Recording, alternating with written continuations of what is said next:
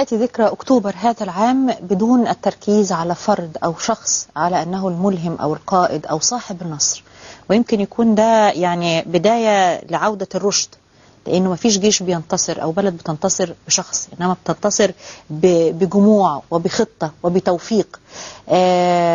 فيلم أجنحة الغضب هو فيلم يعني معمول بالجهود الذاتية، خلينا نقول بوجهة نظر ناس اشتغلوا في القوات الجوية. لأول مرة الحديث عن المنشأة، عن السلاح وليس الشخص، محاولة لرصد وتحديدا الجزء اللي بالجرافيك، الجزء اللي بالكمبيوتر، اللي تقريب للمشاهد العادي الغير مختص، اللي ما هوش طيار، اللي ما هوش في الدفاع الجوي، اللي هو ما هوش في الجيش، بعض التفاصيل الخاصة بهذا السلاح أثناء حرب أكتوبر.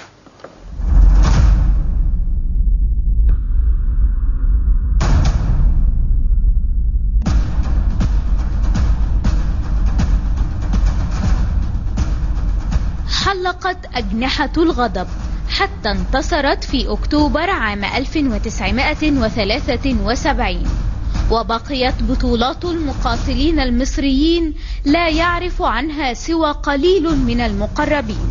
وفي محاولة من شباب المجموعة 73 مؤرخين أنتجت المجموعة فيلم أجنحة الغضب، وهو فيلم وثائقي يروي بطولات الطيارين المصريين في الفترة من حرب الاستنزاف وحتى انتصارات أكتوبر، معتمدا على شهادات الأبطال الحقيقيين ومستخدما الجرافيك في تجسيد حكاياتهم.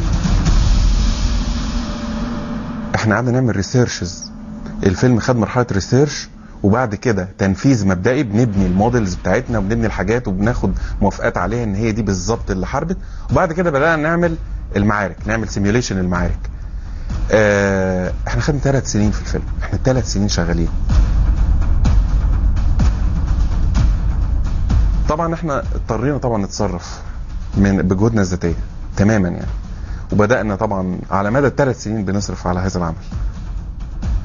احنا كان زمان الناس بتقرا، واحنا لما عملنا موقعنا كنا على اساس ان الناس هتقرا الكلام، لقينا ان عدد اللي بيقروا كتير طبعا، بس الماده المصوره احسن بكتير، ان هي بتوصل فكره انا لو قعدت 10 سنين اكتب مش هتوصل، وده اللي هو الغرب بيستخدمه من زمان.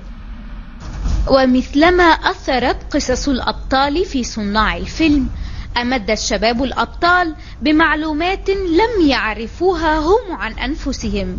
فاللواء طيار سمير عزيز ميخائيل أسقط طائرة، وبعد عشرات السنين كشفت له المجموعة 73 مؤرخون هوية قائدها. أنا نشنت على طيارة ميراج ورحت ضارب الصاروخ كده، وبرضو ربنا أنصفنا وجت الصاروخ في الطيارة الميراج. فالأربع طيارات، الطيارة الميراج ابتدت تولع، الأربع طيارات راحوا لفين وسابوا الطيارات بتاعتنا ورجعوا، وكلنا رجعنا سلام الحمد لله. المجموعة 73 اكتشفوا هم اللي الحقيقة دعبسوا، واكتشفوا ان الطيار اللي انا ضربته اسمه ايتاني ابن الياهو، وده بعد كده بقى قائد القوات الجوية الإسرائيلية في سنة من 87 ل 90 كان قائد القوات الجوية الإسرائيلية. فأنا ضربت قائد القوات الجوية الإسرائيلية، وأنا مبسوط إن أنا عملت كده بصراحة.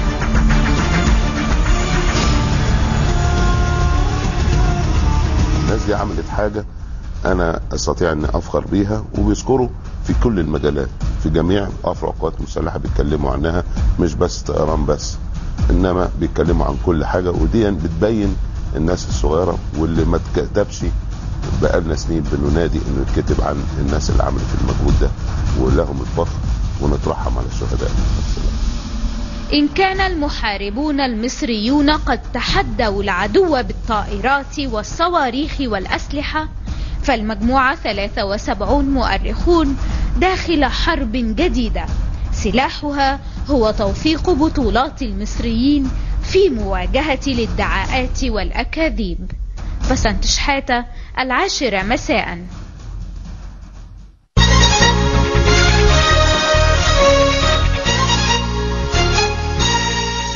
التقرير ده مبني على أخذ أجزاء من فيلم أجنحة الغضب. هو فيلم تسجيلي متكامل إن شاء الله يعرض في قناة دريم وفي كل القنوات. أتمنى ده في القريب العاجل.